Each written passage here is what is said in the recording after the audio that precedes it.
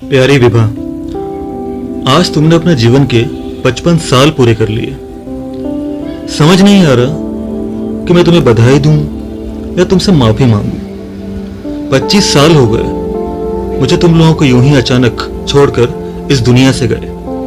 लेकिन यकीन मानो, मेरा सिर्फ शरीर ही मरा था, लेकिन मेरी आत्मा हर पल तुम लोगों के साथ ही थी और आज भी है।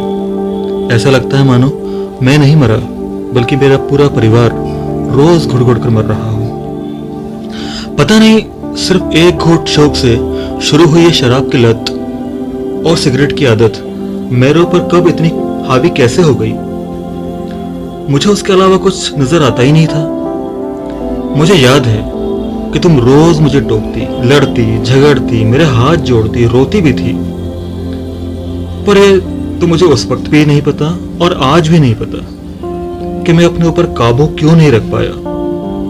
क्यों दो प्यारे प्यारे बच्चों की मासूमियत और उनकी जिंदगी का ख्याल मुझे नहीं आया। काश मैं उनकी चुलबुलाहट और उनकी प्यारी सी हंसी का ही नशा कर लेता। और तुम भी तो कहती थी ना कि क्यों करते हो इतना नशा, आखिर मुझ में ऐसी क्या कमी है। विभा, कमी तुम में कुछ भी नहीं थी। और ये दुनिया भी कितनी अजीब है। मेरे मरने के बाद मैं तो बुरे से अच्छा बन गया, लेकिन तुम अच्छी होते हुए भी लोगों की नजरों में गलत कैसी हो सकती हो। वो घर वालों के ताने और कुछ लोगों की तुम पर गलत नजर भी हुआ करती थी, फिर भी लोग तुम्हारे ही चरित्र पर सवाल क्यों उठाया करते थे। तुम तो अपने बच्चों का पेट पालने और उनकी पढ़ाई पूरी करने के जद्दोजहद में उलझी हुई थी।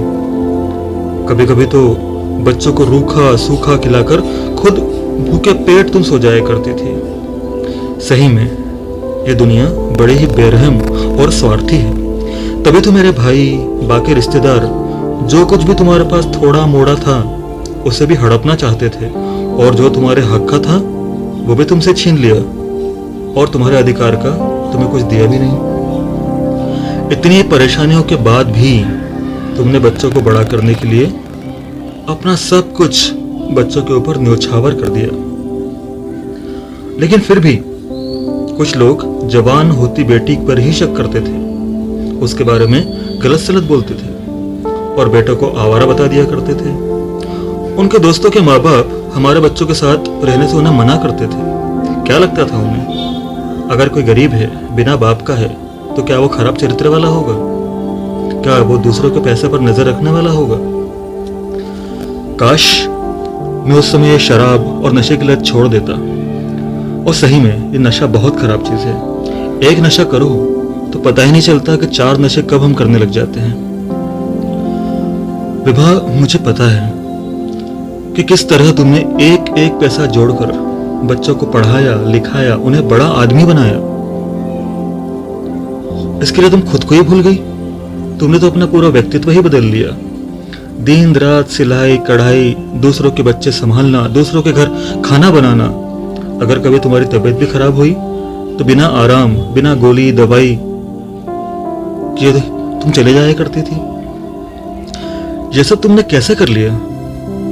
शायद तुम्हारी डिक्शनरी में थकान या आराम जैसे कोई शब्द ही नहीं थे। एक फटी साड़ी में तुम कई महीनों तक गुजार लिया करती थी। जब लोग तुम्हारे साथ बदतमीजी करते थे या हमारे बच्चों के साथ भेदभाव करते थे, उनकी हंसी उड़ाते थे, तो यकीन मानो बहुत गुस्सा आता था। पर मैं क्या करता, मैं तो जा चुका था। विभा, एक बात बताओ, जब तुम ये सब सह रही थी तुम्हें मेरे ऊपर गुस्सा तो बहुत आता होगा ना? क्या सोचती थी मेरे बारे में मेरे जाने के बाद? खैर, अगर भगवान मुझे एक मौका दे तो मैं तुम्हारे पैर पकड़कर तुमसे माफी मांगना चाहता हूं। आखिर तुम्हारी क्या गलती थी जो तुम्हें इतना सब कुछ भोगना पड़ा, सहना पड़ा? और हाँ, हमारे बच्चों को तुमने बहुत अच्छी परवरिश दी, इसके लिए तुम्हारा मैं धन्यवाद भी देना चाहता हूँ। वाकई तुमने हमारे बच्चों को बहुत अच्छे संस्कार दिए हैं और वो तुमसे प्यार भी बहुत करते हैं। और क्यों ना करें, आज वो जहां भी हैं, जो भी हैं, जिस भी मुकाम पर हैं, वो तुम्हारी बदौलत ही हैं। वो जब भी मेरी तस्वीर को प्रणाम करते हैं तो ऐसा लगता है कि सीधे उन्हें अपने बाहों में भर लूं। लेकिन विभा, अब तुम्हारे आराम के दिन हैं। अब तुम आराम करो और हाँ, हमेशा खुश रहना और हो सके तो मुझे माफ कर देना। किसी ने बहुत सही कहा है कि मैकदे में किसी ने कितनी पी शराब खुदा जाने, मगर मैकदा तो मेरी बस्ती के कई घर पी गया।